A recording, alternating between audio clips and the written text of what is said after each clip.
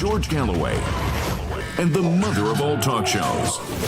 Welcome to the Open University of the Airwaves with George Galloway.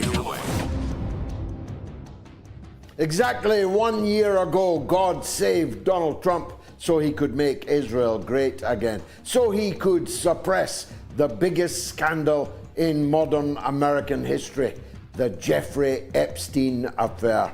First, there were so many tapes and videos and documents that they were put in a binder marked Epstein Part 1, implying there was going to be an Epstein Part 2 and maybe 22. Then there were no Epstein files, and then the files had been written by Hillary Clinton. Oddly, Bill Clinton is fingered more than any other person, if you'll forgive the phrase. We'll be deep diving into the biggest blunder that Donald Trump has ever made in his short political career. And we'll be looking at what surprise he's got in store for Russia tomorrow when he makes what he says will be an important announcement. And we'll be wondering whether the slaughter of the innocents in Gaza will ever end, as another 6 kids are blown apart in what Sky News has described as a technical error of Israeli weaponry. The fact that there have been 17,000 such technical errors over the last 21 months doesn't occur to the journalists on Sky News to point out. It's all coming up tonight because this truly is the mother of all talk shows. Stay tuned. Curious about our curriculum? Have something to say? Then call us now to join the debate on the mother of all talk shows. The only education you can get for free.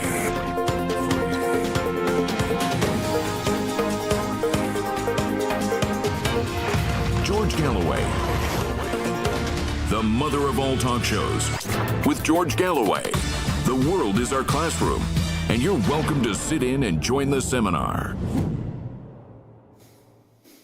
All in all, the Zionist settler state has put Donald Trump in a whole lot of trouble.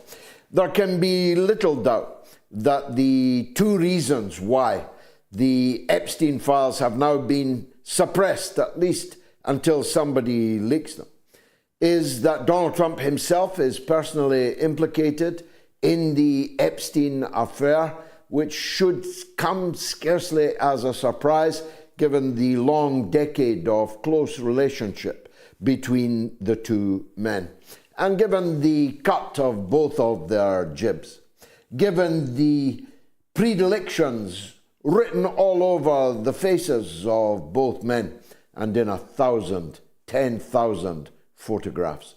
It will come as no surprise to anyone that in his New York days, Donald Trump was a hedonistic, sybaritic, fornicating individual who was of low morals. Let me leave it at that. That will come as no surprise. The fact that he was filmed whilst doing so must have come as a surprise to him. I say that because if Donald Trump had known that he was so heavily implicated in the Epstein papers that they could not possibly be released, he would not have spent the last few years threatening condign punishment on every pedophilic rapist that was found to be a part of the Epstein affair. He would not have campaigned in the presidential election, saying that he was going to open the books, saying that he was going to unmask everybody involved in this shocking, horrific scandal. His Attorney General would not have claimed that she had the file on her desk. His Attorney General would not have said that there are hundreds of thousands of hours of videotape, which has deeply shocked even the hard-bitten Department of Justice. If Donald Trump had known that he featured so heavily in the Epstein affair that it could not be released, his director of the FBI and deputy, for now, director of the FBI, would not have been swashbuckling around on every podcast, every television screen that they could find, warning that justice was coming for Epstein's victims, warning that every criminal would be named and shamed, unmasked, and forced to take the perp walk. If Donald Trump had known that he could not release the Epstein files, he would not have been saying that he was going to, right up until the very last minute. The White House would not have handed out these binders, which now we're supposed to believe were actually empty binders, even though they said on the front, Epstein Affair Part 1. Donald Trump clearly intended to go through with all the promises that he had made about justice for the victims of Jeffrey Epstein and Ghislaine Maxwell. The fact that he was in the end unable to do so reveals the second of these major scandals. It is undeniably true. It is more than highly likely, it is undeniably true that Epstein was an agent of the Israeli intelligence service. Epstein and his paramour, Ghislaine Maxwell, daughter of Robert Maxwell, a decades-long serving officer of the Israeli intelligence service, Mossad. Epstein met Ghislaine Maxwell whilst he worked in the office of Robert Maxwell in London. Epstein went from being a maths teacher in a state school with no college degree to be a man richer than Croesus. Epstein rose from being a school teacher in a state school to owning multiple airplanes, yachts, the biggest house in Manhattan, villas in Arizona, ranches in Arizona, villas in Florida, and an entire island in the Caribbean. Not bad going. But when you look at the people that he had around him, when you look at the people who gave him money, gave him hundreds of millions of dollars, all of them are deeply implicated in the sins and crimes of the settler state of Israel. I could run through all the names, but my guest this evening will know more about them. The one thing I know about them is that Wexner et al. Were all deeply implicated in the Israel lobby's stranglehold over American politics. I've been saying to you for a very long time that Israel performed state capture in the United States, as it has performed state capture in Britain and presumably other European countries too. And that state capture is based upon both cash and compromat. And each is as important as the other, and even the giving of the cash becomes compromat. But the deadliness of the Epstein affair is that it entrapped people on the way up in business, in politics, in media, in not just sins, but crimes. Crimes against little girls. Crimes against children. The kind of crimes that no one would ever forget or ever forgive. The kind of crimes that would ruin not just your career, but your marriage, your family life, your friends. Nobody would ever again want to know you. And so I'm left to speculate that Donald Trump learned at the very last minute that he was so compromised by this compromise. We know about the cash, $100 million from Miriam Adelson, and that was only that which was declared. But he must have made a late discovery, or someone came and whispered in his ear that he would not survive the opening of the books on the Epstein affair. And so we have a double scandal. We have the entire MAGA movement marched up to the top of the hill with pitchforks and torches blazing, determined to root out the sinners and the criminals around the Epstein affair. And then Trump's attempt to march them down again when the question was, Jeffrey, who? Who is Jeffrey Epstein? Why is everybody continually talking about him? Because that attempt to march them down again has comprehensively failed. Marjorie Taylor Greene, Steve Bannon, Alex Jones, Tucker Carlson, Elon Musk, Jack Posobiec, all the top influencers of Donald Trump's movement that put him back into power are refusing to march down the hill again. Their torches are still blazing. Their pitchforks are still sharp, and they are not going to surrender their determination to bring about justice. So Donald Trump has made this catastrophic blunder. Although it's so catastrophic a blunder, one has to speculate that the price of doing what he promised he was going to do was just so high that it could not possibly be risked. And that leads us to ask the question, just exactly what did Donald Trump do on the island, in Manhattan, on the airplanes, in the hotels, in Mar-a-Lago, in Epstein's Florida palace, gin palace? Just exactly how bad was it, Donald? Trump has promised a little surprise for Russia tomorrow. I don't know, maybe it's a look at his far from big swinging dick.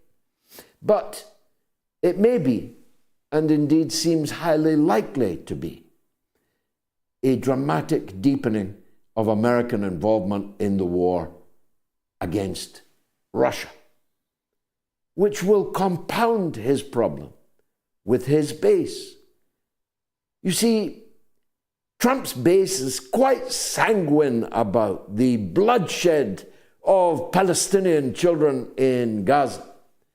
It's quite gung-ho, actually, to sail up the Yangtze with all guns blazing against China, but for a variety of reasons. Going to war with Russia is probably the most unpopular policy that an already deeply unpopular president could possibly champion. So if the little surprise for Russia tomorrow is, as I've just been reading, another $500 billion being pumped into a lost war in Ukraine, if it is about further materiel and weapons, if it is about the ultimate involvement of American forces in Ukraine, then we are back on the track to World War III.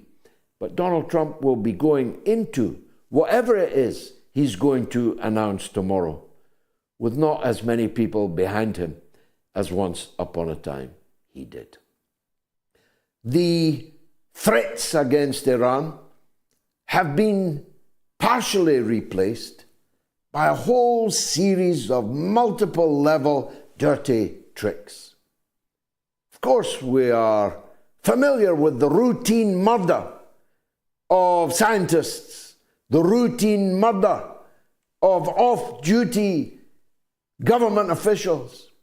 We discover today that the National Security Council of Iran itself was bombed by Israel, and that the president of Iran himself was wounded in the foot in that raid. We learned today that the people at the center of the state of the Islamic Republic of Iran came within a whisker of being collectively assassinated. And we know that the assassins, the murderers, have not finished yet. And if they can, they'll murder anyone.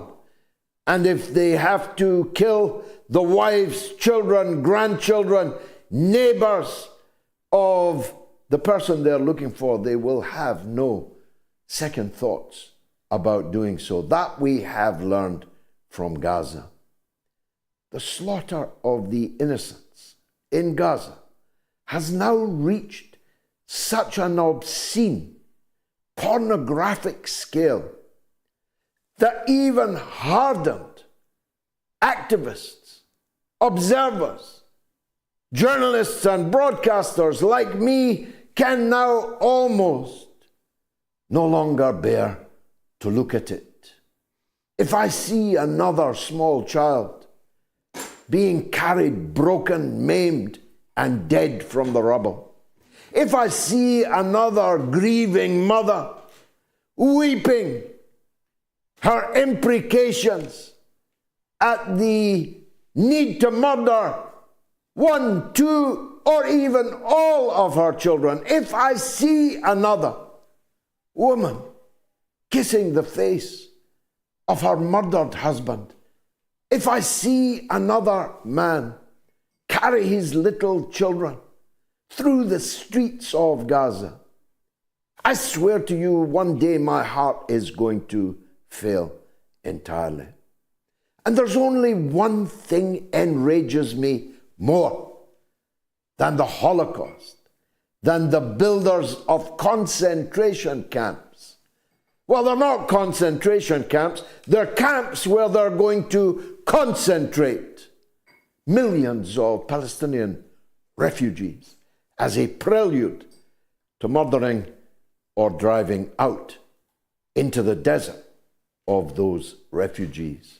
If there's one thing that enrages me more than these war criminals and the Western politicians that continue to arm them, continue to protect and defend them in all international fora and in their own halls of government and in their own parliaments, if there's one thing that enrages me more, it is the conduct of the so-called Fourth Estate, which historically has had the role of holding to account the governments of their countries, but which has become a fully militarized, mendacious extension of their own states, and worse, a foreign state. When Sky News described a technical failure of the murder of 10 people at a watering station, a barrel of water in Gaza in July, where people desperate for a drink were queued up. They were mown down and murdered, and more than half of them were children, and most of the others were women. 10 were murdered, scores were maimed, and it was described on Sky News as a technical failure. There's nothing enrages me more than that. We've got Bryce Greene, the independent writer, political activist, and contributor to Fairness, coming up right after this short break. Stay tuned.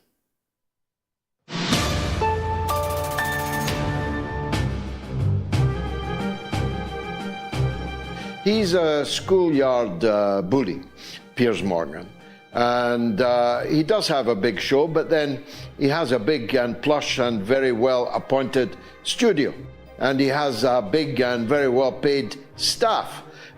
He has a very big budget. He's an extremely wealthy man.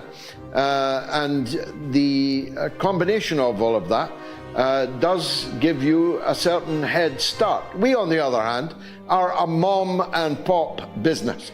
There's just me and Gayatri. And the people who told me the phones are melting are my own grandchildren who are answering the phones for nothing. This is an unpaid gig I'm doing and do twice a week. Nobody pays me one brass farthing to make this show, to present this show. I'm not sure that Piers Morgan would tell you how much he makes.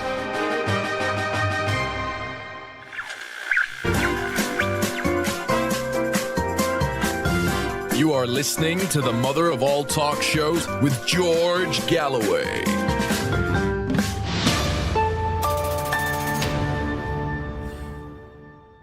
Will Netanyahu build Gaza concentration camps? That's tonight's poll. You can vote yes or no on my Telegram channel, t.me/George Galloway, on my X, on the YouTube community poll, or on the YouTube stream. If you're watching on the YouTube stream, please make sure that you have subscribed to my channel. It's entirely free. I just need to build the numbers, because the bigger the number, the less the algorithmic challenge, if you get my drift. I need you also to give a thumbs up to the show. That helps us also. But above all, I'd like you to share with all of your contacts on YouTube that we are broadcasting live right now. 19,000 people have already voted on that poll, and I'm only just announcing it. Will Netanyahu build Gaza concentration camps? If you want to call the show, it is toll free in the United States and Canada, +1 844 944 3344. It's free of charge in Britain and Ireland, 0808 196 5522, and the worldwide number is 0044 203 966 2625. Bryce Greene, very popular guest here on the mother of all talk shows, keeps a sharp eye on American politics, but also on international affairs, and I'm glad he joins me now to discuss both. Bryce, thank you for joining us.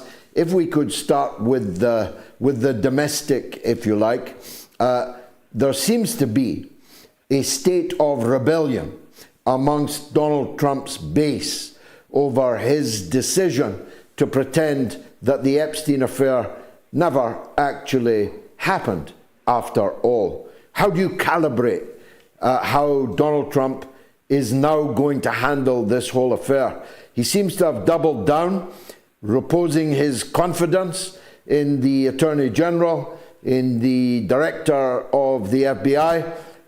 Is that line going to be able to hold? Well, I have no doubt that it's going to hold. In fact, I'm surprised that many of Trump's supporters actually expected much out of Trump in the way of bringing to light the secrets in which he himself is implicated. It's no surprise that the Trump administration is willing to rug pull its supporters. I mean, they did it with the crypto scam, stealing from the people who supported him the most.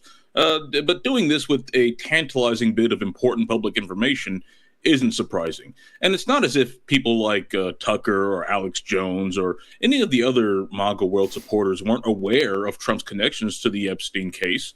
I mean, Epstein himself called Trump one of his best friends. And Trump is implicated in many of Epstein's crimes. All of this is public information. So the idea that they expected Donald Trump to implicate himself, to implicate one of his close friends, is pretty preposterous. If we recall, Epstein was arrested under Trump, and he died under Trump. Why would we think now that Donald Trump would be some sort of crusader against the very milieu from which he springs?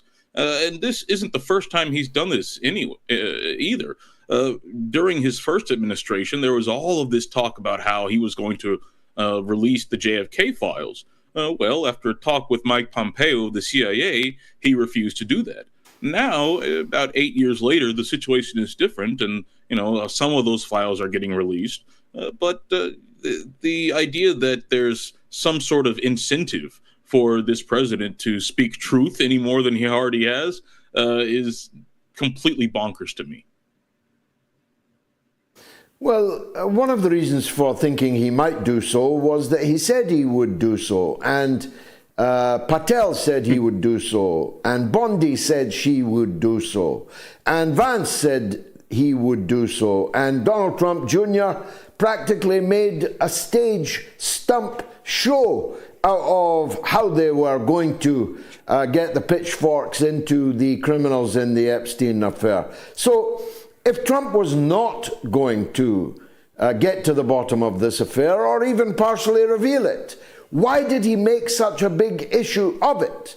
You see, my thesis is that he only discovered quite late exactly how exposed he was. And I'm wondering who told him and what that exposure was. Do you discount that completely? I suppose it's possible, but I mean, if we look at what's available publicly, it already doesn't reflect kindly on Trump. And I would imagine that if he's running for president or doing anything in an official capacity, his exposure on Jeffrey Epstein would be one of the first places he would look. So I'm not surprised. I would be surprised if he is only just now learning about some degree of complicity, be it him or people close to him. What does surprise me is that people believe that someone like J.D. Vance or Alex Jones or Kashpatel are honest people and would tell it straight to the American public. These people lie all the time. I mean, that's what one of their primary roles in the American political system. Remember, Trump talked all throughout his first campaign about how he was going to end the wars and roll back America's foreign entanglements. Meanwhile, he just increased them dramatically. He's been one of the leading verbal critics of the military-industrial complex in high levels of American politics. As we saw with the recent bill, the Pentagon budget just crossed $1 trillion. So lying to his supporters about caring about them and willing to fight for them and doing things in the public interest and then rug pulling them by not doing them. I mean, this is pretty standard operating procedure for Trump and the people who work for him. God save us. Let's turn to those wars then, Bryce, because he's got an important announcement to make about Russia tomorrow, he says. What do you think it is? I really don't know. I was surprised to see this because there's been a lot of changes in the way that the Trump administration is talking about Russia. Remember, in 2024, the campaign trail, Trump was a major critic of U.S. entanglement in Ukraine. And I share many of the critiques that he was making, that this is a proxy war meant to attack Russia. And the United States itself has very little interest in keeping this going beyond feeding the military-industrial complex and the neocon warhawks who engineered this war. Trump was saying that on the campaign trail, but as we've seen, he didn't mean much of that regardless. To the extent that he was trying to cool things down with Russia, that was only a ploy so that he could then go after China and then maybe go after Russia a little bit after that. I mean, he was explicit about this policy. But after Russia seemed to catch on, the Trump strategy just seemed to be to do exactly what Joe Biden was doing. There was brief halting of weapons, and then they continued to flow. There was, that famous disagreement with Zelensky in the Oval Office that really seemed to me more rhetorical than anything, because the weapons continued to flow. The U.S. support is still there. There aren't as many Ukrainians to throw into the meat grinder, but that doesn't seem to matter to Washington. What has changed is that the Trump administration has started moving this conflict over to the European partners. And now we're seeing a lot of these European partners start to increase their military spending, start to spend less on their welfare state, less on their people, and more on building bombs and building tanks and preparing for war. This, of course, isn't a good thing for the people of Europe, for the people of America, for anyone, really. But it shows the disposition of the Trump administration. They want to keep this war going, and they want to offload a lot of that onto Europe. But that does not mean that they want to change the strategic path and try and genuinely find some coexistence with Russia. And if we if we find tomorrow that the announcement is something like that, I'd be very happy and excited, but also skeptical because, again, like I said, Trump is a liar. And as we've seen over the last, several months, Trump lies about quite a bit. Yeah, without a doubt, he's going prematurely purple too, and his age is beginning to raise questions. Are we seeing a president who's morphing into Joe Biden 2.0?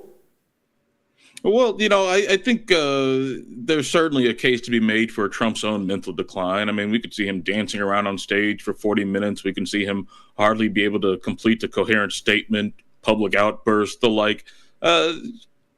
Comparing it to Joe Biden might be a little bit different. There seems to be a little bit more energy there and a little bit more enthusiasm, but the logic and reason might not be there. Certainly what's not there is the interest in the American people. Both Joe Biden and Donald Trump are content with watching the American people suffer while sending weapons abroad for imperialist ambitions, be it weapons to Israel to continue the genocide, be it weapons against Iran to strike their nuclear facilities, be it weapons to Ukraine so they can fight this doomed war, or if it's weapons to Taiwan to try and provoke China into doing something that could drag the U.S. into a bigger war. Neither one of these guys have our interests at heart. And, even though you're not American, they don't have your interests at heart either, George. No, of course, they have a very powerful influence on the rest of us around the world, in the Western world at least. So we have a legitimate interest in critiquing the performance of the leaders of the United States. The presence in Washington over several days, long trip it was, of Netanyahu, and his multiple meetings with Trump, and I saw him touring the Pentagon, and these were just the public filmed events. It left me thinking, what was that visit by Netanyahu really all about? Some say they were in a kind of wrestling match over how the Gaza catastrophe, Holocaust, genocide can be brought to an end. Others say, they were hammering out the details of how they're going to hammer out the remaining Palestinians. What's your take on it? I think those are one and the same. The Netanyahu government has made it clear for quite some time that their ideal situation is completely depopulating the Gaza Strip. As we've seen from Donald Trump, they're completely okay with that as well. Joe Biden was also okay with it, though he was less loud about it. Trump is coming out and tweeting AI-generated videos about developed Gaza waterfronts, and but none of this is surprising. If we go back to November of 2023, just a month after October 7th, we were getting leaked documents from some of Israel's top planners saying that they fully intended and they desired an outcome in which the Gaza Strip would be depopulated, and that the people there would, quote unquote, voluntarily leave. Something that your viewers might forget is that around that same time, we were getting reports from a massive construction project in Egypt, but on the Egyptian side of the border, not on the Gaza side, which indicated that they were preparing for some major population to be there, or for something very big to happen there. And I don't think that was for nothing. I don't think that the Israelis and Egyptians collaborated on building 2 miles long of wall for no reason. They did this because their plan to ethnically cleanse Gaza has been part of the Israeli policy for since October 7th and since long before October 7th.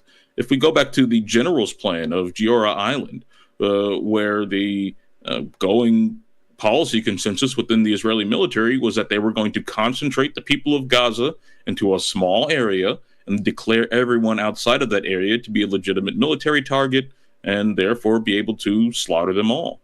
Well, they're invoking a version of that policy right now. In addition to the aid massacres in which they pick off people who are starving and desperate for aid, they're also pushing people into smaller and smaller areas and bombing people and killing people who exist without. Yeah, not concentration camps, just camps where they can concentrate the people. I think they call them live humanitarian camps is the euphemism. Yeah, that's what the British called them when we invented them in the Boer War in South Africa at the beginning of the 20th century. Only time for one last area then to take your expertise now that we have you here, Bryce. Iran. If I was an Iranian, I'd be mighty confused as to what exactly the US government policy towards them is. Trump has said variously that Iran can enrich uranium, but only up to a certain level and only in a limited quantity. Could not have a bomb, but could continue with its nuclear program. They were in, I think it was the 5th round of talks with the Iranian negotiators. And then they tried to kill the negotiators and blew the whole thing up. What exactly is the United States policy towards Iran? They say they don't believe in regime change. Yeah, I mean, what is their game? In the near term, their game is quite unclear. In the long term, that seems to have been the same since the 90s. In the 90s, the neoconservative establishment put together a document for Benjamin Netanyahu himself called the Clean Break, which outlined the U.S. empire's plans to avoid and attack any sort of peer or near-peer challenger that could threaten America's ability to do whatever it wanted in the entire world. Iran was at the center of that policy. And if we go through the next 2 decades of American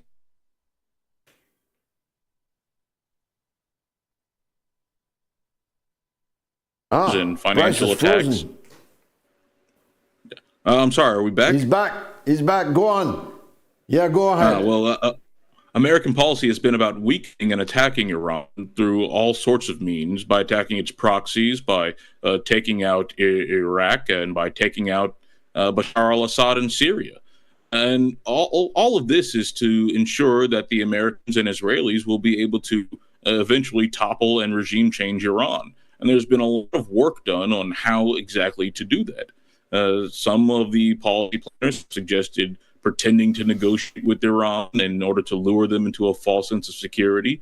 A policy document from 2009 titled Which Path from Persia, which I hope your viewers are familiar with, it actually explicitly suggested allowing Israel to attack Iran or goading Israel into an attack on Iran so that the Americans can claim some sort of clean hands in this. A version of that appeared to be what was in play during the 12 Days War, as they're calling it. But the math doesn't work out in the Americans' favor, unfortunately. The number of weapons and missiles that Iran would be able to produce is far greater than the number of interceptors and defenders that the Israeli-American axis would be able to produce, which means that short of a full ground invasion, which it's not clear that the Americans want to do, they really have no way of degrading Iran's defensive capabilities. And as we've seen in Yemen, the full might of the American military can barely scratch the Houthis, who are, far less sophisticated than the Iranians. If we're to turn that same military on Iran, there's no reason to believe that this would go well for Washington. But I also see no reason to believe that the people in Washington have taken that to heart and have tried to form some sort of modus vivendi with Iran. The hawks that control the policy, the pro-Israel lunatics and the imperial neocons, well, they seem to be wanting to bide their time until such a time as they can catch Iran even more unawares. If I was an Iranian, I would not expect any sort of deal with the Americans, and especially not with the Israelis, to have any sort of weight, and be it 1 year, 2 years, or even 10 years. The policy establishment in those countries would turn against me. Bryce Greene, as always, many thanks for joining us. on the mother of all talk shows. Much obliged to you. Bryce Greene, independent writer, political analyst, and contributor to Fairness. Will Netanyahu build Gaza concentration camp? Yes or no? It's a fairly clear question. Give me your answer. You've got about an hour or a little more to do so. Let me take a quick break. Your call's coming up next. Logan in Texas is on the line. If you'll bear with me, we'll be right back.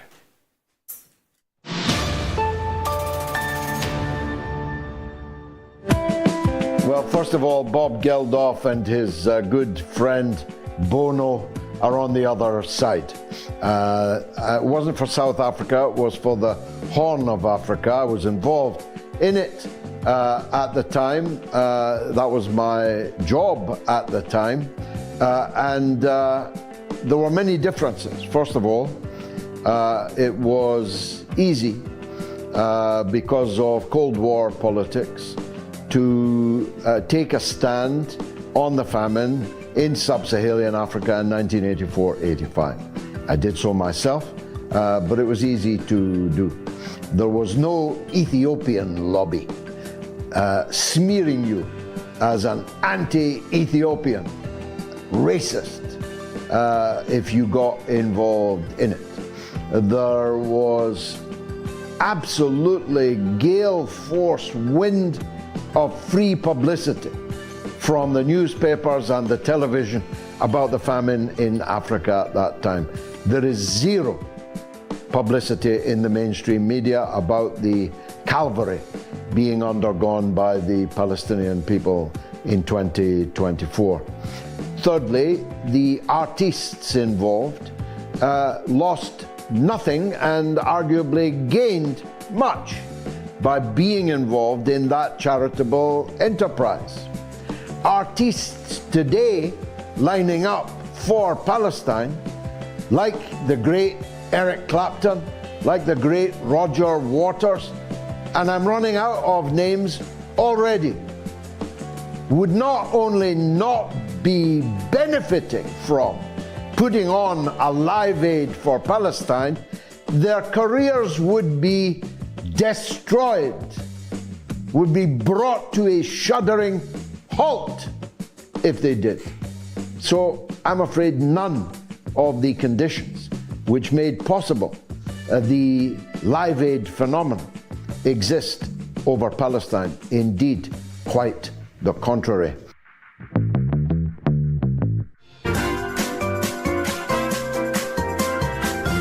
You are listening to the mother of all talk shows with George Galloway.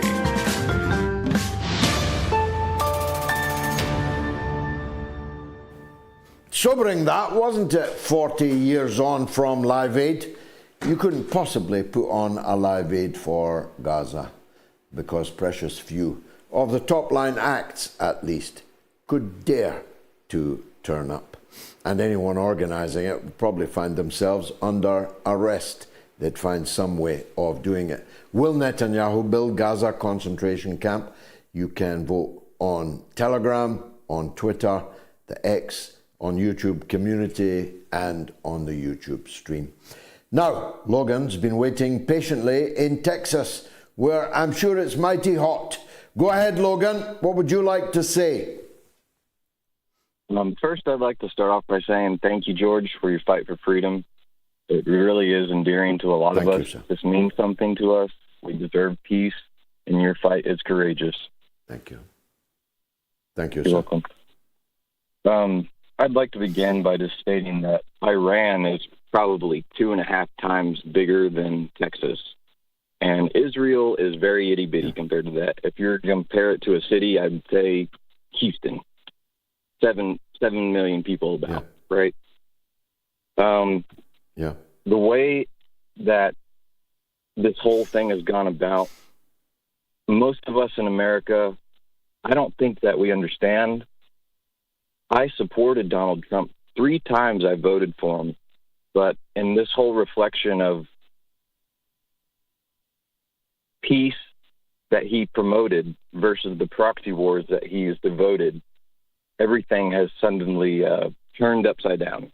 And I think many people are realizing that this isn't what we voted for, and that's why people are reflecting on that. In regards to the Epstein trial, a lot of people are thinking that this guy was a Mossad agent. You know, people are thinking he was a part of Israel's deep state government, just like Pollard, right? Jonathan Pollard. And he was set free. He went back to Israel, and he released all types of secrets. And then we have to go back to, like, the Balfour Agreement, right, which the United States was supposed to, go to Arabs and Jews both before anything. And then you can go to the Hafara Agreement of 1933, where Germany and Zionists made an agreement for Jews to leave Germany to go to Palestine. And then you can go to the League of Nations, which created Palestine in 1948. And this conflict is going to be ongoing forever, I think, because like Truman had stated, you can't just move 6 million people in and expect them all to get along. The bankers have always been a part of this. They fund both sides. They win both sides. I feel like more than ever now, the Uniparty is more predominant, and you can actually see it than ever. You know, these people... Very powerful. They Logan, can I ask you a question? I've been in Texas many times. I've spoken there in most of the major conurbations. I know a lot of Texan people, fine people they are. Why is Texas so fanatically pro-Israel? Why are there politicians like Cruz, who after the floods in Texas, which he dodged again by being out of the country by the pool in Greece, but when he came home, instead of raising the demand for federal funding for the inundated in Texas, why did Cruz raise the demand instead for hundreds of millions of dollars more for, not Texas, but Israel? Why? Have you any idea why, Logan? I believe so, yeah. He holds allegiances to that country. Just like many of our politicians, they have dual citizenship. So they share beliefs with not just one nation, but two. And then they have to choose. But he's an evangelical Christian from Cuba. Why is Israel so significant to him? Well, that seems good like question, huh? Okay. A good question, yeah. There's 12 tribes. Question. Logan, you're a gentleman and a scholar. Thank you very much indeed for your call. Will Netanyahu build Gaza concentration camps? Yes or no? If you want to call us, it's toll free in the US and Canada. +1 844 944 3344. If you are in Britain or Ireland, it's also free of charge. 08081 965522, and the worldwide number 0044203 966 2625. You can also send us your comments on YouTube by scanning the QR code on your screen now. The harpsichord of Mozart did, and their comment is, if there's no client list or crime, why is Ghislaine Maxwell sitting in prison? Indeed. Why did Jeffrey Epstein kill himself? Did Jeffrey Epstein kill himself? If there was no case to answer, neither suicide nor murder was remotely necessary. He had hundreds of millions of dollars. He could have triumphed over this non-existent case, and he could be living the life of Riley now. Or is he even dead? You know, I resisted that question for a very long time. But now that I know the extent that they are prepared to go to cover up the Epstein affair, why is it outlandish that they switched? They put another body in the cell. And in the 1 minute every night that these cameras are on glitch, they just walked him out the cell into the back of a van And off he went, presumably back to Israel, whence he'd fled in 2008 and made a sweetheart deal with the American government before coming back to face the music on his first trial. Tam McIntosh says Netanyahu brought the files with him, just as a reminder. You see, I kept asking Tam, is it a coincidence that Trump's called off the Epstein affair at the very time that Netanyahu is visiting him in Washington? Did Netanyahu show him a video? Did he show him a pack of cards of Donald Trump's worst moments? Did he whisper in his ear? I'm mightily suspicious of that. Thanks, Tam. Peace Monkey says MAGA is compromised. Trump is beholden to Israel and AIPAC, and Netanyahu is probably on the Epstein client list. The Trump train has run off the rails. Well, I don't know about Netanyahu being on the list. I did note remarkable similarity between his good wife and Senator Miss Lindsey Graham. I wondered if anyone had seen those three in the same room.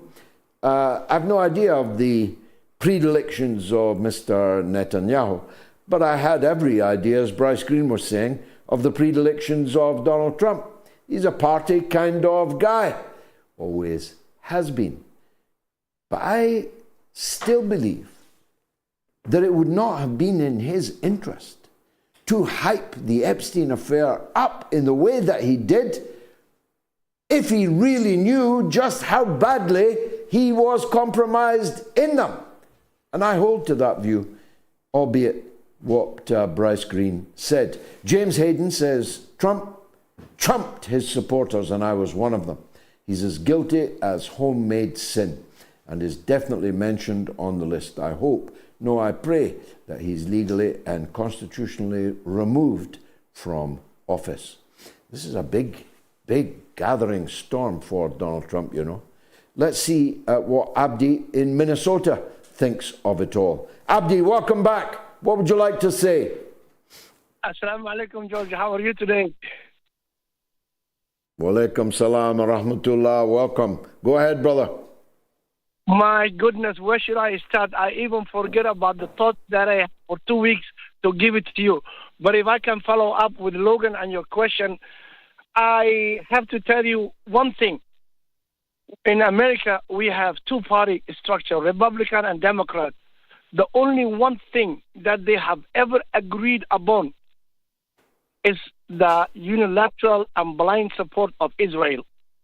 Whether it'll be like, senator from Texas or from Minnesota or from New Hampshire.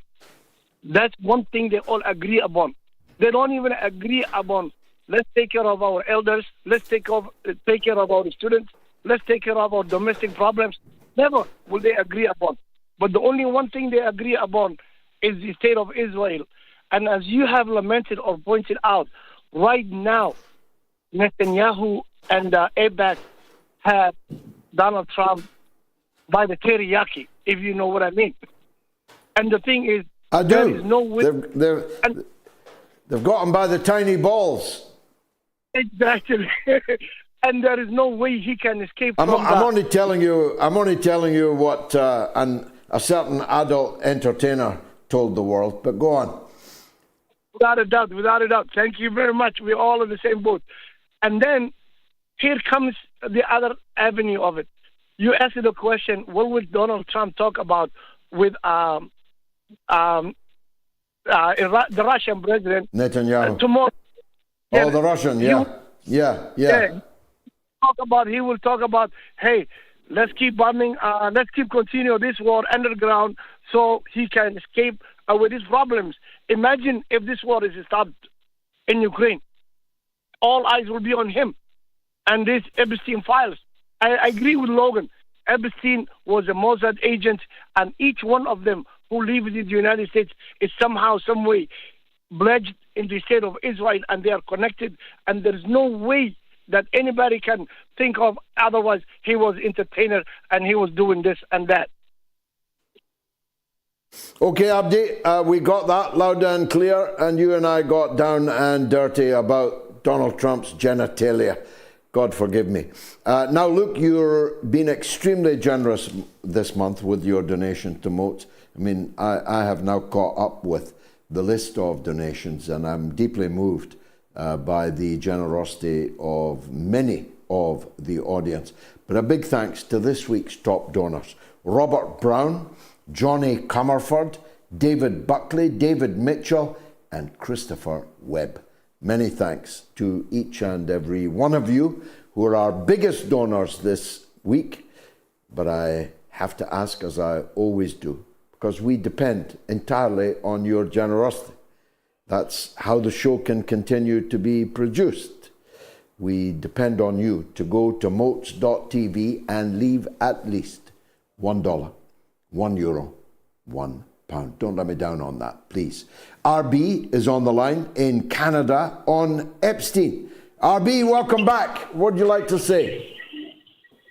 Oh, thank you, George. This is RB Ham, truck driver and podcaster. On my way to Winnipeg to load a lumber today.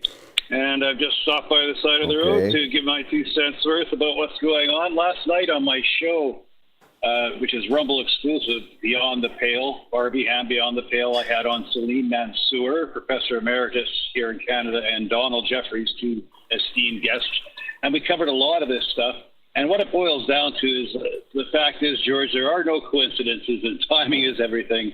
And with Netanyahu showing up at the White House to drop off his laundry and pick up the Epstein files, it's truly a mask-off moment, I think.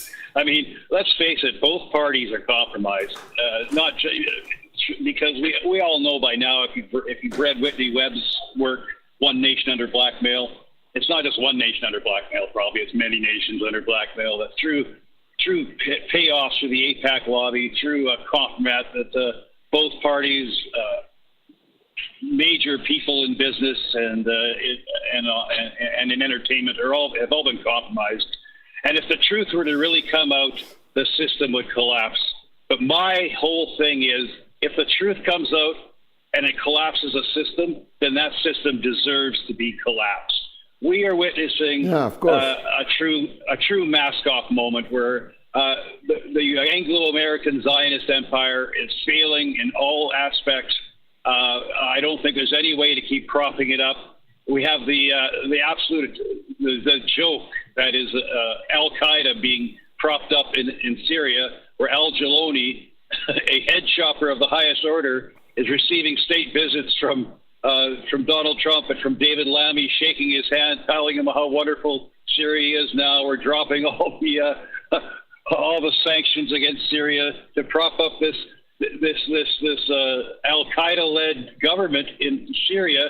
And I thought Al-Qaeda was supposed to be our enemy. I thought ISIS and ISIL and all these al-Nusra people were supposed to be our enemies. Weren't they the ones, according to their story, that knocked down? Yes. So to me, it's a true mask-off moment. Ago, and I think, it's mask-off moment, not even hiding it anymore. 11 weeks ago, you would have got $10 million reward for getting your hands on Al Jaloni. Now they're queuing up to shake his hand. Now, the podcast is doing extremely well. We're in the top 10 in Malaysia, Bulgaria, and Thailand again this week. We're in the top 25 in political podcasts in India, Ireland, and New Zealand. You can download the MOATS podcast by scanning the QR code on your screen now. One of the things that sometimes makes me feel older than I actually look is the mail I get from people that tell me, as several people did in Birmingham yesterday, that they've been watching and listening to me since they were children, and now they are grown men and women with their own children.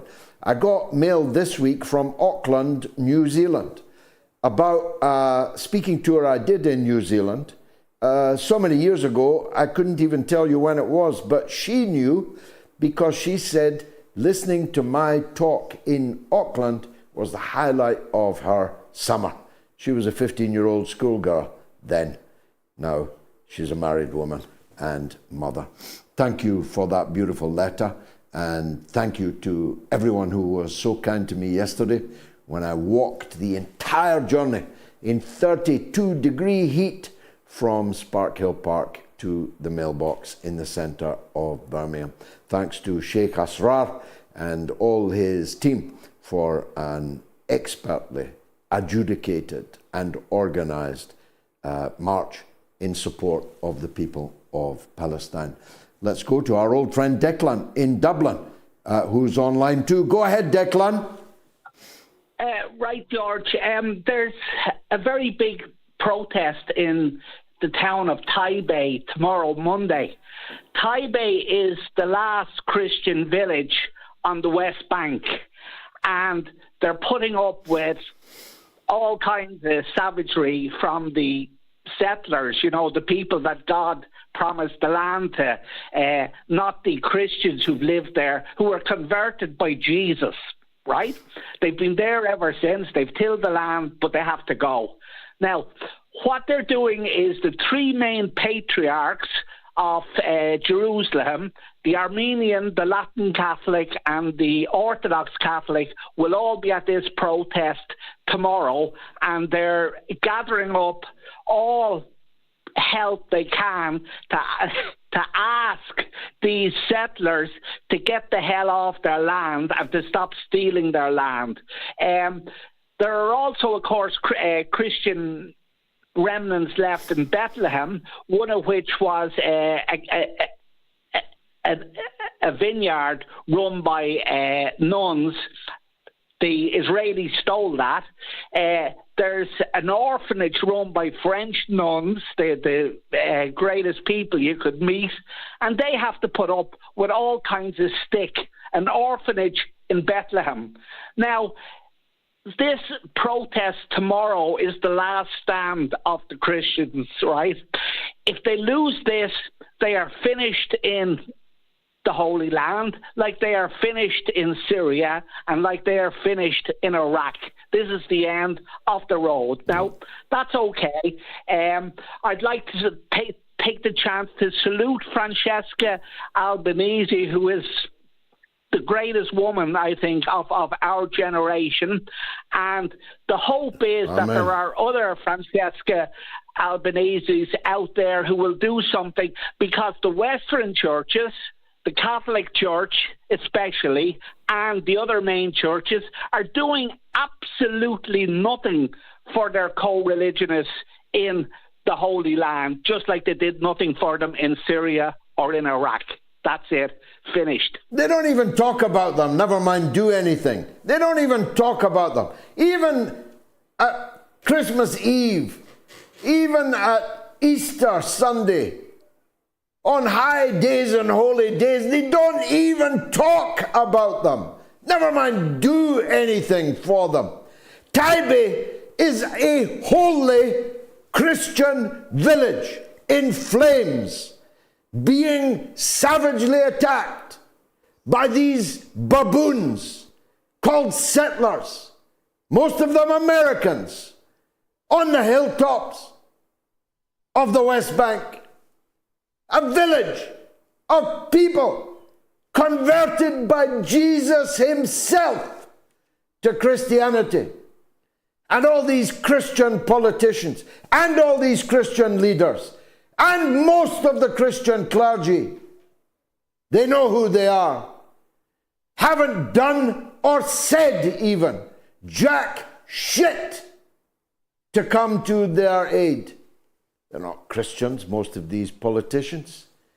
When they say they're Christians, better count your spoons, or better still, count the burning Christian houses in the Holy Land. Thank you, Declan. You got my blood going there. I better take a quick break because we've got Professor Seyed Mohammad Marandi, the Professor of English Literature and Orientalism at the University of Tehran, coming up right after this short break. Don't miss it.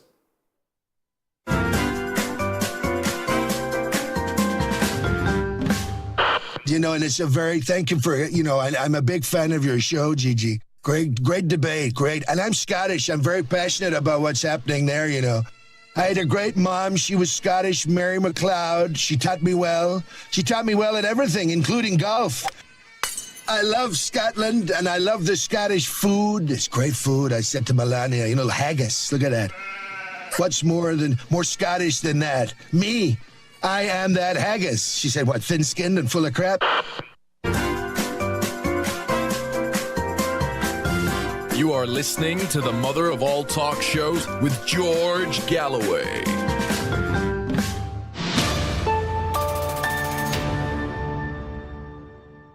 Will Netanyahu build Gaza concentration camps? Yes or no? You've got about 35 minutes to get your vote in on Telegram. t.me/George Galloway on my X account, my Twitter, on the YouTube community poll, or on the YouTube stream. The global icon of resistance and dignity, Professor Seyed Mohammad Marandi, joins us now, and we are always delighted to see you, Professor, both because it's a confirmation that the people who've put a price on your head and crosshairs on your back have not succeeded, but because it means that we'll be able to take advantage of your great wisdom and experience, which has grown exponentially, as it has had to do, of the global political situation that we're in. I promise you we will come to Iran, but I know you are vitally concerned by what's happening to the Palestinian people. Now, not just in Gaza. This is an important development that people are slow to catch up on. Murder, torture, kidnap, and land theft is now rampant on the West Bank too. Is anybody going to bring this to an end? Well, thank you very much for your kind words, George, and I hope to see you in Tehran soon. It's always a pleasure being with you. It's clear that nothing is going to happen, nothing is going to be done. It's quite stunning, and it is really stunning that after 21 months of genocide, that the Europeans and the Americans have not even imposed token sanctions on the Israeli regime, and that the breaks that existed once upon a time with regards to the colonization of the West Bank, breaks that were just for political expediency, not because previous presidents in the United States had any principles. But even those breaks no longer exist. So the ethnic cleansing that we're seeing today in the West Bank are probably unprecedented. They are tearing down homes across the West Bank in different towns and refugee camps and cities. Christian, Muslim, doesn't matter. And Western journalists based in Palestine, they say nothing. Western diplomats based in Palestine, they say nothing. They're all quiet because they either support ethnic cleansing or they're just too cowardly to say anything about it. They don't even say it. They don't even post anything on their Twitter accounts, despite the fact that many of these journalists have many followers. So nothing is going to happen. The only hope is the axis of resistance and the broader resistance across the globe. But I'm very optimistic, as I've always been saying during the last couple of years, that the world has turned against the Israeli regime. The Israeli regime has all sorts of problems. The empire has all sorts of problems.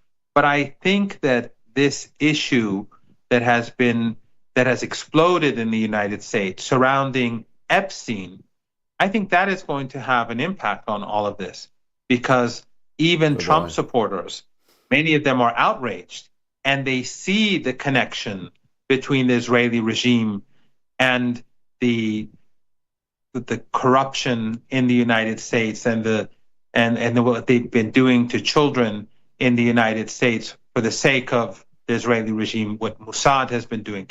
And so I think people establish a link between what they've done to children in the United States and the genocide, the Holocaust that's taking place in Gaza. It's been downhill for the Israeli regime for 21 months now, but I think that the last 48 hours has been much worse. Well, in your previous tenure as chair of American Studies, you have frequently educated us about the state of American public opinion, but you are right to say that all bets are now off, that an exponential rise in rejection of the state capture of the United States by Israel is underway. I watched Tucker Carlson, who until very recently would have described himself, maybe still would, as a supporter of Israel, definitely not a political ally of thee or me. But I watched his statement, a conservative American gathering just at the weekend, over this weekend, and he sounded like you and me. His rejection of the state capture of the United States by a foreign power, and a not very savory foreign power at that, a foreign power whose leaders are wanted for war crimes, a foreign power that's never out of the pocket of the American taxpayer, a foreign power that is credibly accused of genocide. And yet the American people are kept in the dark that these people actually rule the United States political class. It's really, really taken off like one of Elon Musk's rockets, don't you think? Absolutely. I find it stunning. I watched that speech. I watched bits and pieces of it, and then I watched the whole thing. And it was revolutionary. It's not something that I would have ever imagined just a few months ago. And so you see across the board, Americans from left to right, liberal, all of them are turning against the regime. And all of them are seeing that this regime is using American girls, is using them in order to corrupt the United States. Zionism is like acid. It ruins everything. And when people see how the president of the United States today is trying to shut down the argument, and how his own supporters supported him partially because he thought previous presidents were shutting down debate, that leaves Americans with a major question. What do they do about the political establishment of the United States? I'm not saying that the United States is heading towards revolution tomorrow, but this is not sustainable. And I think people in Tel Aviv should be very, very worried, because they are not just despised in Spain. They're not just despised in North Africa or West Asia or South Africa or Latin America. They're despised in the heart of empire. And this is not something that they can ignore, and this is not something that the regime in Washington can ignore. Again, I don't know what the future holds, but I don't see this as ending well for the regime. And I think we're going to have further conflict with Iran. I think the Zionist regime will attack Iran. This is going to make things worse for Tel Aviv. The genocide will continue. It's only going to make people across the world despise it further. The crisis in the West will continue to grow. They failed to end the war in Ukraine. Now it's intensifying through a changing or evolving policy in Washington. And then you have these trade wars going on and intensifying again. I just don't see this as sustainable. And the Israeli regime is going to be a big loser in all of this. The entire West is a loser. The Western political establishment, because they've discredited themselves. I and you and others have been saying that the collective West has been discredited and their soft power has been demolished by what the Israeli regime has done. But as we think that it can't get worse for them, it gets worse. And I think this Epstein issue that has been raised has made it even worse than we could have imagined just a few days ago. Yeah, I mean, the fact that American politicians were raping, because that's what it is, were raping children, legally, were raping children, is bad enough, doesn't get much worse than that. But the fact that an agent of a foreign state was filming it for the purposes of blackmail takes us into entirely new territory, doesn't it? And now we have, partly thanks to the Trumpists who have been talking about Epstein over and over again for years now, when we thought, or they thought, presumably thought, that it was Clinton and co. that were in the frame, have obviously suddenly been told or shown that actually both parties, both sides, if you can call them sides, are as complicit as the other, and that it'll bring down the Republic. Alex Jones said tonight, this Epstein affair may bring down the American Republic. My goodness, what times to be alive, Professor. It is quite stunning.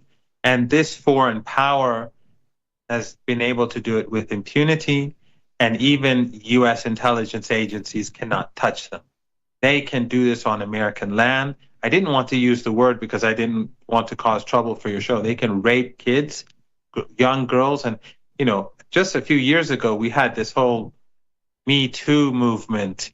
Where are all these people now? Where are all these elites? Ordinary people are outraged, but the people who pretended to be outraged, those people who were woke and professional politicians and had NGOs with huge funding, where are they now? They're all quiet. They've all seemed to find something else to do. So they were able to do this with impunity. And now no one is allowed to know who did what, who was involved. And then you have the US president shutting down the debate in the most disgraceful way, not just in the cabinet meeting, but then after his post on Truth Social, he's increasingly looking like a madman, because he couldn't have made it worse through his own speech and through the text that he posted. But they don't seem to understand this bubble of elites. And you were talking about the Christians in Palestine, the Christians in Syria, friends of ours, Christians in Lebanon, Christians in Iraq. Why are these people quiet? Because it's either Epstein or the many other Epsteins that Mossad is using in the United States to capture these people. When senators in the United States are constantly ranting and raving about how the Bible makes them support the Netanyahu regime, these very same people are quiet when Christians are being killed in the Holy Land, when Christians are being killed in their own villages, Christians who've been there, their ancestors were there since Christ, but they're completely silent. It's clear what the problem is. The entire political establishment is controlled by the Israeli regime, and people are figuring this out. Even the most non-political people, when they look at what's happening with Epstein and what they're trying to hide from the public, the very same people who you pointed out came to power ranting and raving about what they're going to do about this case, the very same people suddenly said there's nothing to see here, it's all over, it's all fake news, move on. And people are not going to accept that. For sure not. Broadening it, maybe even philosophically, I declared yesterday at a big rally in Birmingham that my colleague Chris Williamson and I, former parliamentary colleague, and I we're launching this week a new organization called One SP, One State in Palestine. The time has come for that, hasn't it? Because the idea that after all this, and given the geographical, topographical, demographical fait accompli that have been achieved by the settler state, and given the genocide in Gaza, the idea that there's ever going to be a two-state solution, which all these Western governments remain on paper committed to, even the American government on paper is committed to that, but nobody is serious about it because everybody knows it's a pipe dream that's never going to happen. Can we count on your support in One SP, One State in Palestine?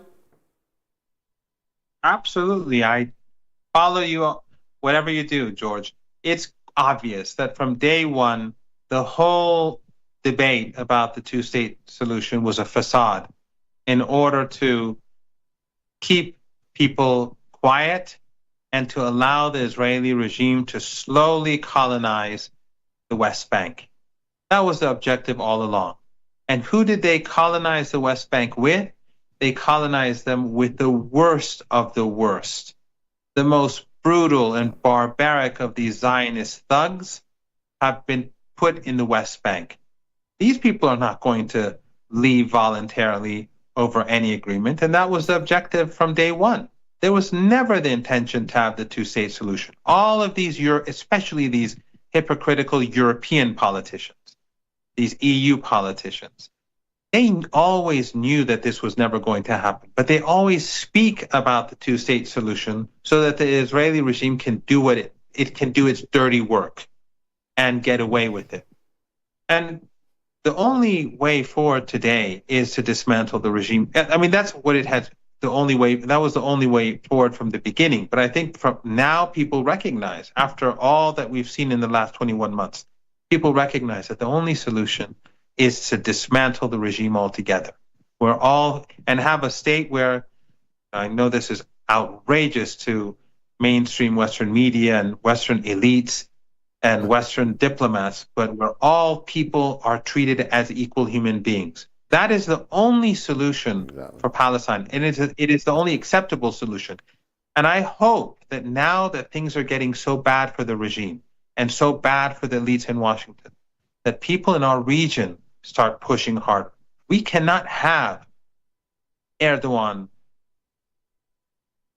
the King of Jordan, Abdullah.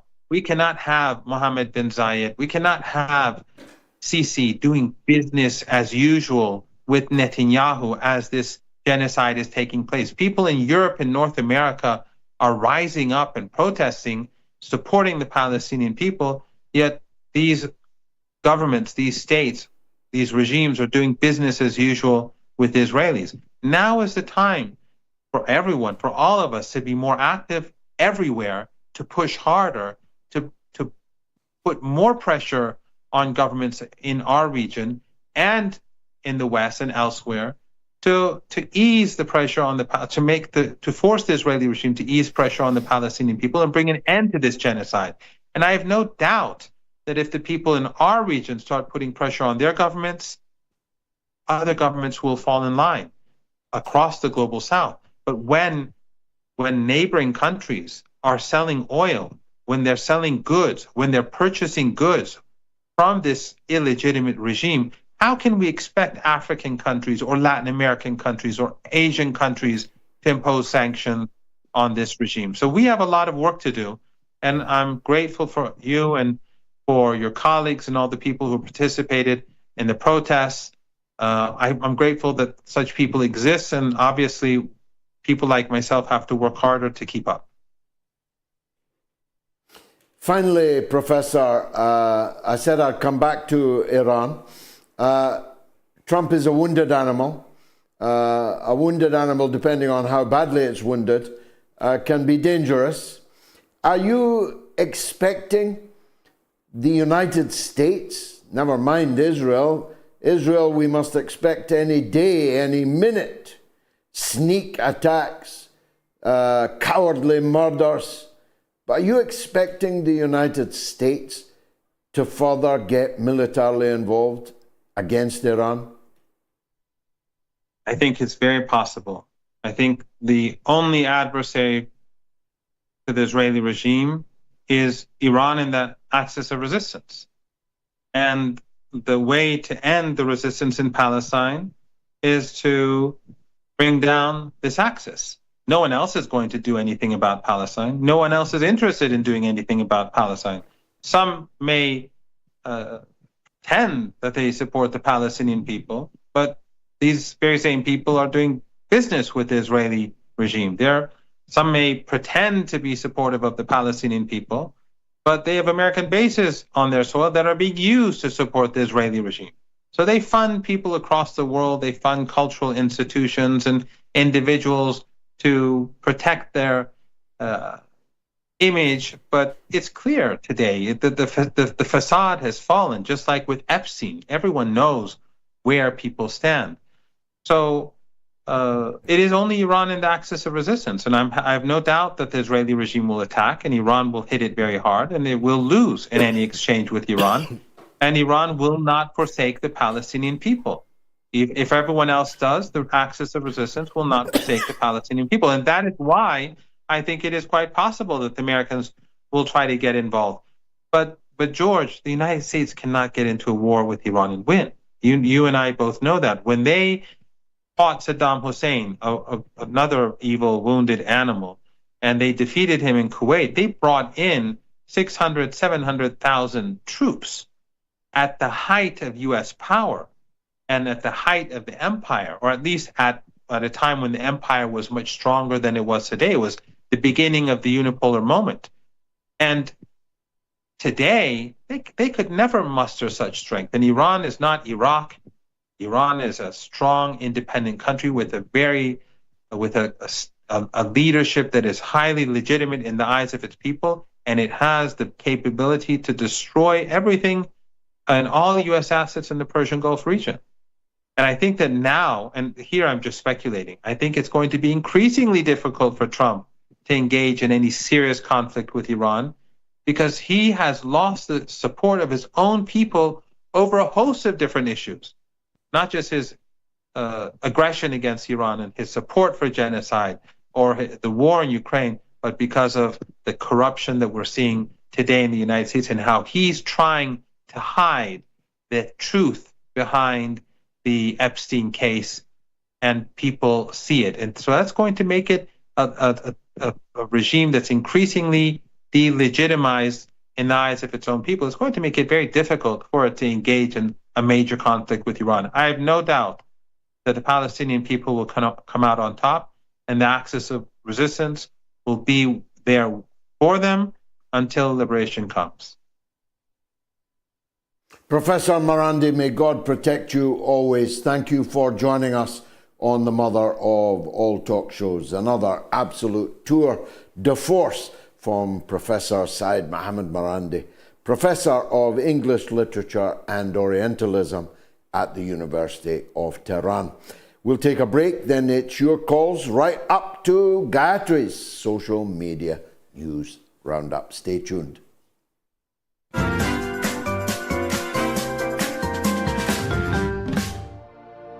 The 1897 edition of War of the Worlds by H.G. Wells, read by George Galloway, available only on Patreon. The cylinder was artificial, hollow, with an end that screwed out. Something within the cylinder was unscrewing the top. Good heavens, said Ogilvy. There's a man in it, men in it, half roasted to death, trying to escape. At once, with a quick mental leap, he linked the thing with the flash on Mars. The thought of the confined creature was so dreadful to him that he forgot the heat and went forward to the cylinder to help turn. But luckily, The dull radiation arrested him before he could burn his hands on the still glowing metal.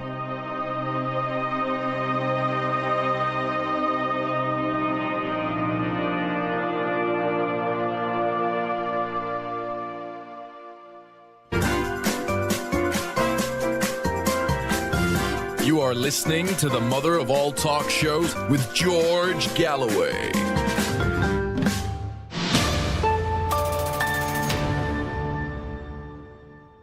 I like having fun with my supporters on Patreon. I'll be doing it tomorrow online with them. Patreon.com/George Galloway. Unique material, individually tailored material, and regular chats with me on Patreon. Patreon.com/George Galloway. If that's the way you would like to support the mother of all talk shows, please go to it after the show. I've got to go to Maryland, where Gregory wants to talk about Epstein. Go ahead, Gregory.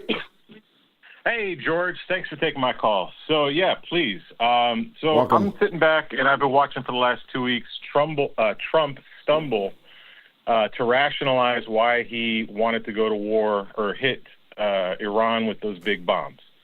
And, you know, it goes against his campaign promise of no new wars, against all his criticisms for other presidents starting wars.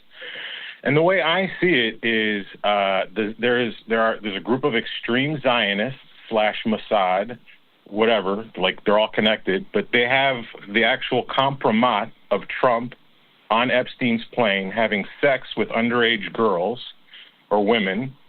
And in the last 2-3 weeks, what we saw was that interest, that Zionist interest, turn the keys on the Trump administration, and they were caught like blindsided by this Israeli, striking Iran out of nowhere. And then finally, Trump having to go in and send them the Navy or whatever to use those sophisticated bombs, bunker busters. And that's because, this is what happens when you have compromat on a president of the United States. Yeah. Well, look, I don't know if any of that. Is true, Gregory. And if President Trump would like to ring in and rebut it, we'd clear the decks for him. But what I do know is that what you have just said is an entirely legitimate line of speculation. Because when somebody does the precise opposite of what they promised they would do just a few months ago, everyone's entitled to speculate as to how that happened, and we have no alternative explanation. Trump has not said any word of explanation as to why, having said he was going to be the peace president, he turns out to be the war president. He has not explained why he was going to be the lock them up president who was going to hunt down the criminals in the Epstein affair, and overnight becomes a president saying, for God's sake, stop talking about Epstein. So we're all entitled to wonder, and with wonder comes speculation, Gregory.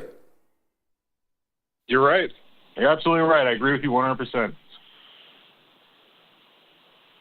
And it's going deep now. I'm following very closely the social media accounts of the main MAGA influencers. And despite Trump's plea to them to get back into line, far from getting back into line, they're raising even more searching and even sharper questions.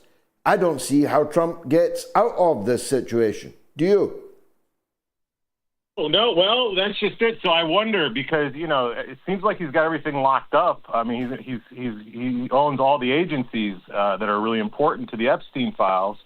I don't know. What I would hope for, I guess, as just somebody who's been kind of spectating politics for so long, is that maybe there's an agency that's going to section away the information or the evidence into some secret locker that, nobody has access to, I don't know. I mean, like at this point, I've run out of like being hopeful, and I don't know. I can't be very hopeful. I guess.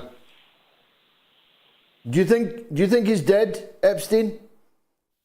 Yeah. Oh, certainly. No. And you know what? And then, please, I'd like to add to this Epstein and the videotape of him in his cell. I suspect he killed himself, but I think what the FBI or what the Department of Justice is doing is they're creating a false tripping loop. Like they maybe deleted this 1 minute from the video, extraction, only to create hysteria, which would actually act as a kind of baffle to the truth that they wanted to conceal, if that makes sense. Interesting, Gregory, in Maryland on Epstein. Thank you very much. Rachel Thompson sends a comment. Iran screwed up. It should have kept going. And Damascus sends $5. Thank you, Damascus. Gaza is a Holocaust in real time. Palestinians are the victims. Zionism is Nazism, and Israel is the enabler. And Shaheen Shahi says now Francesca Albanese has a bounty on her head for defending Palestinian human rights, from Giuliani to Albanese. I say that the real Nobel Peace Prize winner should be Francesca Albanese. She is the real superwoman. She is the real Wonder Woman. She's an angel sent from God to bear witness and to preach for justice, for haq, for what's right. She's somebody I've never seen before in such a high position in the United Nations. She is, as I say, a perfect angel. Her voice, her face, her heart. If that doesn't touch you, I don't know, frankly, what would. Pauline Wooding says North Korea siding with Iran will make them think twice. And Raymond says, will Netanyahu build a concentration camp? What else is Gaza if not a concentration camp? And how many are there in the West Bank? Let's go to England, where Stuart in Lancashire wants to talk about Starmer and Labour. Go ahead, Stuart. Good evening, George. Great show. Watch it all the time, and I have donated as well. Thank you. Thank you, my friend. I just wondered, I, along with so many people that I know, just feel so depressed that we would have to put up with 4 more years of this Labour government. One would be enough. It just seems like they're on a mission to almost sort of destroy the country, or it feels a little bit that way. Mm-hmm. Now, I know that one way is a vote of no confidence, but with the majority, it seems highly unlikely that could happen. I just wondered... The opposition would support them. Yeah, go ahead. I just sort of wanted to run something past you. It's probably a useless idea, but just say, for instance, if prominent people like yourself, Jeremy Corbyn, even Nigel Farage got behind a movement that was called Election Now, and then in Glasgow, Manchester, Leeds, Birmingham, London, all the big cities, we got a big non-violent protest. And I'm not talking thousands, I'm not even talking 100,000, I'm talking millions of people got out there and said, look, we're not prepared to accept this. Do you think that could work, or would it just be another Iraq protest that just gets ignored? No, that's it. Of course it would work. It would absolutely work, Stuart. But if my auntie had balls, she'd be my uncle. You're not going to get millions of people. You're not going to get Farage. Farage supports the government. On every important matter, Farage and the government are in exactly the same place. The Conservatives support the government. On every important issue, their policy is exactly the same. So it would be you and me and the Workers' Party of Britain and Jeremy, if we could get him, it would be worth doing. And the demand is the correct one. You're right. Election now. Surely we can all unite on that. Election now. Every promise that you made, Starmer, you broke. and you are destroying the country and everyone can see it. So give us an election now. But you will never get it relying on MPs in the House of Commons. You could only get it if you had a real mass movement of millions of people on the streets of this country. And at this point in time, I think we'd fall short of that, Stuart. But it doesn't stop me trying. I hope you'll join us in the Workers' Party of Britain. If you're a MOATS donor, get your name on the wall of fame each week by donating via the MOATS.tv website. Just like Bruce Marmy, Richard Rogers, Carlos Sanchez, Simeon Wardle, and Mark Peter Edwards. Thank you for your kind donations. Everyone has to leave £1, €1, or $1 by the end of tonight. Deal? Now, let me stay in England. David is in Kettering on Epstein. You see how this story has crossed the whole world. David, welcome. What would you like to say? Oh, hi there, George. Every time I hear the Epstein Island story, I keep waiting for somebody to say this, but it never gets mentioned. And I'm thinking, this is what's really happened. So the media, or the alternative media, are trying to get us to look in that direction, and that is the direction that it was a blackmail op for Mossad or for secret services. But I think it was something else, and this is why the list, or there's not a list, and this is why nothing's the blackmail op. It was the location for initiation ceremonies. So some secret society, I don't know what it was, but it was for the super elites or the super powerful or the people that we never get to hear of, the mega powerful people. And they were deliberately compromising themselves. So they weren't doing an act and then being secretly filmed. I believe that they were actually knowingly compromising themselves on film to gain membership as part of the initiation into this top-tier secret society.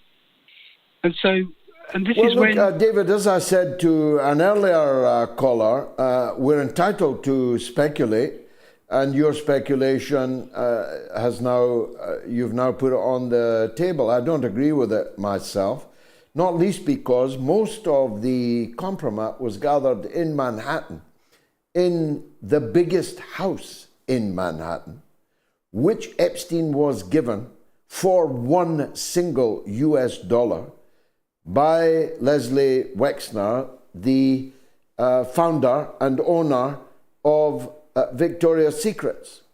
Now, I have no doubt that Wexner gave this townhouse to Epstein for a purpose, for a reason. And that reason is that every single room in the house had a secret camera in it. And the house had a control room from which the cameras were operated. And the FBI took away boxes of hundreds of hard drives, of DVDs, of CDs, and no doubt Polaroids as well. I want to know where that material is. So does most of America. Thanks, David. Carl is in Poland, but again, on Epstein. Go ahead, Carl. Yes, I am, Mr. Galloway. Good evening. Thank you for the work you're putting in, trying to bring some sense into this crazy world. Yeah, I'm kind of thinking, Epstein and Donald J. Trump, they were best friends for 10 years. And usually, in my opinion, best friends do everything together. So perhaps he's not on the list because he was running the list. What if the racket was part of their work? Hence why they're getting, Donald J. Trump is getting so supported. And perhaps he's part of this whole organization, not just on the list. Just a thought, but, the rabbit hole goes deep. It's a perfectly cogent thought. And I've got no doubt. I mean, I never had any doubt because I think I recognize the kind of person Donald Trump was, at least, maybe still is. I think his whole history, marital history, and everything we've read about him and know about him, all point to the fact that he would not have turned his nose up at anything that Epstein was going to offer him. I doubt if he knew that he was filmed, that there was evidence. And I doubt if he knew that that evidence might well be not just sufficient for political destruction, but criminal prosecution either. It may very well be that Trump very belatedly learned that evidence existed that would send him to prison. Not now that he's president, he has a certain level of immunity, but there's no statute of limitations for the kind of crimes that may very well have been committed and for which evidence may very well exist. But I've no doubt it's possible, Carl, that Trump and Epstein were in it together, in which case, has Trump been a sleeper agent all along? Were they a sleeper cell, as they now like to say? Where do you think the story is going, Carl? Oh, I think the truth shall prevail, and I think that he thought that the evidence that was available went to the grave with Epstein. But I don't think that's the case, and the truth shall prevail, and the people shall prevail. And just praying Amen. for a free Carl world in and, Poland, thank you very much for that scintillating call. Free Palestine, Carl was just saying as I cut him off. Forgive me, Carl, for that. I think I've got to close the poll. 25,000 almost people have voted, and overwhelmingly people believe that Netanyahu will build that Gaza concentration camp. Let's go to Chuck in New York, where it all happened. Chuck, what would you like to say? Hey, George, good to talk to you again. I'm Scottish. My namesake was a consular in Edinburgh years ago, and I actually got very upset when I researched his history and saw the name Balfour. But I've got to tell you, I've been arrested in the U.S. Congress. I'm not a supporter of any party. I've known Bernie Sanders for over 30 years, and he is pushing the BS that get rid of Netanyahu and we can have a great Israeli state. I'm sorry. We need to make Palestine, Palestine again. Yeah. Well, I'm with you entirely on that, Chuck, and I do hear and see Sanders and others continue to reduce this whole thing to the word Netanyahu. Chuck, I am so old. I remember Israel's crimes long before Netanyahu had ever been heard of in politics, in America, in Israel, in the world. I have been 50 years in this cause. That means 1975. And then Israel's leaders were committing exactly the same crimes against the Palestinian people, even though some of them claimed that they were socialists, Labour. The Israeli Labour Party was in power when I got involved in this cause first. It was only with the election of Shamir and of Begin that the tide turned. And since then, more or less, for the whole of the remaining decades, the heirs of Shamir, the heirs of the Ergun, the heirs of the Stern Gang, the heirs of Begin have been in control. So Netanyahu is only a continuation of the crimes that they've been committing for 78 years and more. So, that being so, why would getting rid of Netanyahu suddenly mean that everything in the garden would be rosy. Last word to you, Chuck. The last word would be people that say that are Zionist. There should be a one-state solution that you are working on and helping all the people in the world for peace. The one-state solution should be making Palestine again. And I think that all of the traitors from the river in the to the US, sea. What's that? Yes. Yeah, from the river to the sea, Palestine must be free and one. Yes. Where Christians, Jews, Muslims are equal citizens, one with the other. It's revolutionary, I know, as Professor Marandi said. It's terribly radical to suggest that one man, one woman, one vote, one country. How radical can you be? But it's what we would demand and do demand in our own countries, Chuck. Why shouldn't we have it in Palestine? Thank you for that call. I cut you off only because my good wife is in the studio with the social media news roundup. What's rattling, Gayatri? Let's start with the headlines in the newspaper yesterday, Saturday, 12th of July, which said UK must prepare for a possible war with Russia within 5 years, says the ex-British Army chief. So there was an interview on the Telegraph with General Sir Patrick Sanders. And, is that him? Yeah, that must be Jarhead. him. Yeah, he stepped down last summer.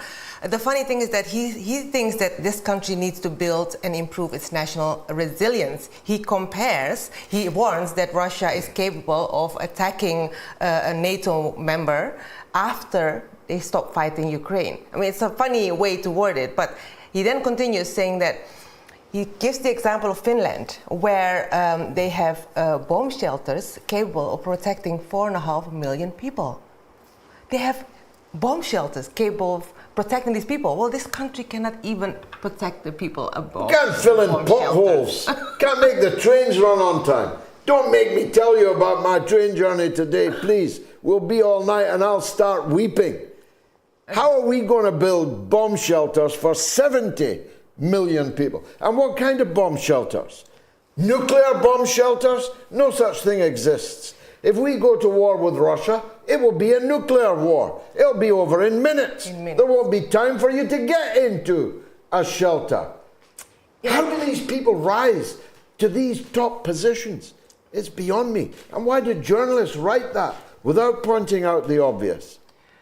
Tobias Ellwood, the former Conservative MP. Do you remember him? Do I? Former Defense Minister as well. Or Lieutenant Colonel Tobias Ellwood VR. He weighed in on this, and he emphasized indeed the need that we must prepare because the Russians are coming. Haven't they been saying? I feel like I'm repeating myself. I have said this before, haven't I? Well, imagine how I feel, because I've been hearing it for 60 years. And the Toby Ellwood, as we less than affectionately called him, when he was in Parliament, he lost his seat at the last election. He was sent like a sacrificial goat to the Oxford Union to face me in a debate when his boss, little Ben Wallace of Balaclava, literally turned his car round on his way to the Oxford Union because he suddenly learned that he'd be facing me in the debate. And he gave the gig to little Toby Ellwood. And I don't think I'm giving away the YouTube video if I say little Toby didn't fare well. Well, now he's out of Parliament, but he's still punting for war. Yes. Now, on Epstein, it seems that in the last few hours, it is true that the FBI Deputy Director is going to step down, this Dan Bongino. I mean, it's rising. It's very hot set. Why him? Why is he the one taking the rap? Yeah. Why not the director? The actual director, why not the AG? Why not the president? I mean, why should this Dan, desperate Dan, why should he be the one to take the dive? Again, poor Dan.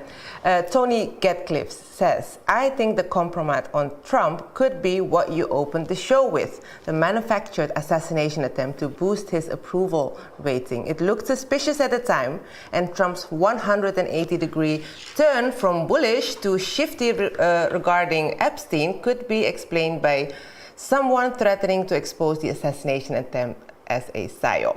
I find it unlikely that they could have entrapped him on Epstein Island and him only discovering on the eve of the big reveal. No, that's a fair point. Yeah. I mean, the more I look at that miraculous turn, the more I look at his ear nowadays, it looks perfect. He has the perfect Donald Trump ear. Yeah. Doesn't look like it was shot by a high-powered rifle. Yeah. Does it? Yeah, good tomato sauce too. Yeah. Tom Orr says, given the extraordinary lengths the Trump team went to convince everyone they were going to expose the Epstein scandal, the impressions that they were prevented from doing so rather than never were going to is a damage limitation. Now that more and more people are aware there is a state-run uniparty, the election lies have to be bigger and bolder to reel in the voters. But now they are in power, and so it doesn't matter to them. And then David Hindley says, it's actually not so much that the people in power were compromised, it's because they were compromised that they are in power. Very good. That's a funny turn. Very, very good. And then, the poll then, you have closed it, and... everybody believes it, but I think the most pertinent point was made by someone who sent in a message. It's already a concentration camp. It's already... But now it'll become a death camp with all the Palestinians concentrated in one tiny area as a prelude either to their annihilation or to their ethnic cleansing out of Palestine altogether. Of that, I'm sure. Boom Shakalak White Boy says, isn't it a simple genocide? Concentration camp seems a bit too nice and cuddly for a Zionist. Death camp, yeah. Death camp. Aimless to... At this point, if Israel were to erect gas chambers and start throwing Zyklon B through the sprinklers on top of people, nobody would stop them. No. That's how bad things are. No. And then, this is actually the point that you were saying, and I agree with. Aimless 2 says, are you puzzled? Gaza has been a concentration camp for decades. All he would be doing is dramatically reducing the size of the camp, which is indeed what's happening. Yeah. Just moving them from one place to another and then aim at them. And Ray says the British should feel very guilty for allowing this in silence since the 1920s. And that is indeed the case. All the countries, people all over the world are enraged. They're up in roar and they try to express their anger and disagreement towards the government complicit in the war crimes, in the crimes of Israel against the Palestinians, but Britain in particular is, of course, and this is why you had such a successful march in solidarity with the Palestinians yesterday in Birmingham. Yeah, we promised on behalf of one people to a second people the land that belonged to a third people. It was entirely unique, even in imperialist history. And in fact, Britain didn't even possess the land that they were giving away at the time that they promised it in 1917 in the Balfour Declaration. But even that Balfour Declaration contained in the second paragraph what purported to be promises and guarantees even to the native Arab population that were living there happily in harmony with Christians, Muslims, and Jews living together, as our rabbis at the march yesterday reminded us. But that second paragraph of the Balfour Declaration is never uttered now because, of course, it has been totally, completely reversed and abused. Have you got anything left, or shall I take you for our twice-weekly visit to the fish and chip shop? No, I just want to end with the fact that it's ironic that today is the anniversary of Live Aid, and at the time they raised millions for Africa, for Ethiopia, famine in Ethiopia in particular. But not such a thing could be done today, where the Palestinians are dying of hunger and being shot while getting their food. Well, I say that on one of our clips that we played during the breaks. I think I was myself involved in the organization of Live Aid. We shared millions of pounds from the proceeds of Live Aid. We spent them in Eritrea and in Tigray, and everyone who was involved was genuinely doing what they believed that they could and what they believed was right. But nothing fundamentally changed as a result of Live Aid. Some acts became much bigger, no acts became smaller or had their careers badly damaged in any way by being involved in Live Aid. And I was involved, as I say, in it. But if anybody tried to organize a Live Aid today for Gaza, first of all, they would not get a venue. All venues would either refuse outright or would be prevailed upon to cancel any contract that was signed. Other than Ericclapton and Roger Waters, I cannot think of, maybe the mod father, Paul Weller. Hans Zimmerman, was he that in pursuit? Zimmerman recently made a very good statement on it, so maybe I'm exaggerating, but you certainly wouldn't have the queue of acts that we had at Live Aid on both sides of the ocean, queuing up to perform for Gaza. But add this, anybody who did perform would quickly find their career destroyed. The Israel lobby would get to work, and before long, they would be completely destroyed. But people vote with their feet and nowadays with their Spotify accounts.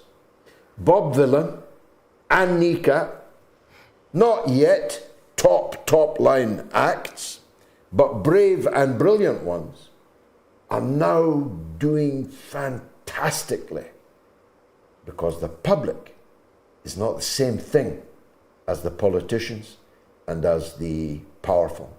The public have in their grasp the ability to change this. Perhaps if you'll forgive me one last observation. On the march I was on yesterday in 32-degree heat, I kept thinking to myself, it's hotter than hell in Gaza. I have to keep going. And I did keep going. And just before we reached the bandstand where we were to speak, there was a Starbucks in Birmingham.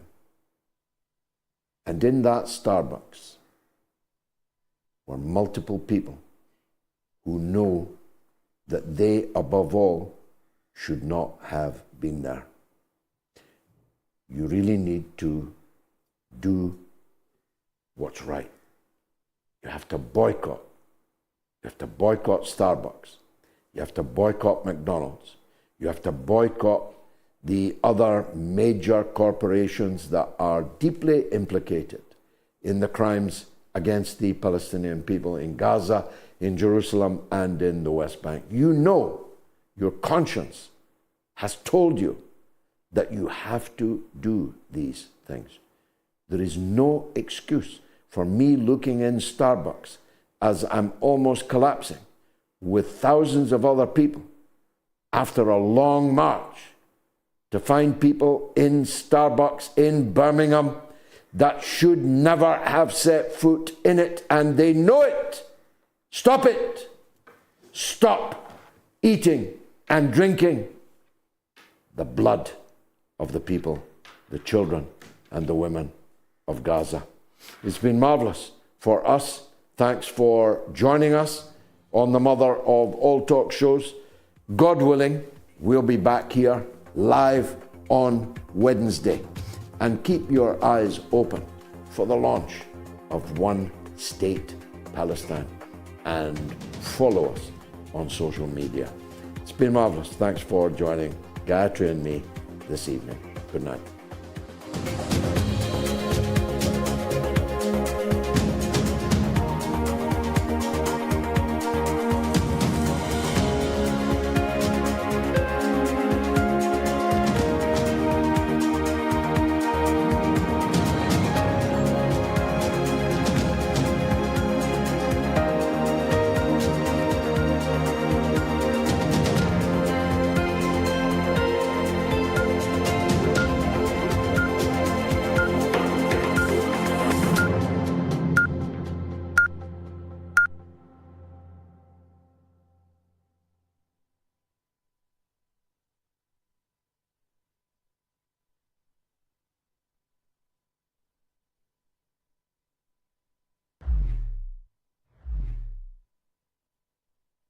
It's the mother of all talk shows. It's the mother of all talk shows. It's the mother of all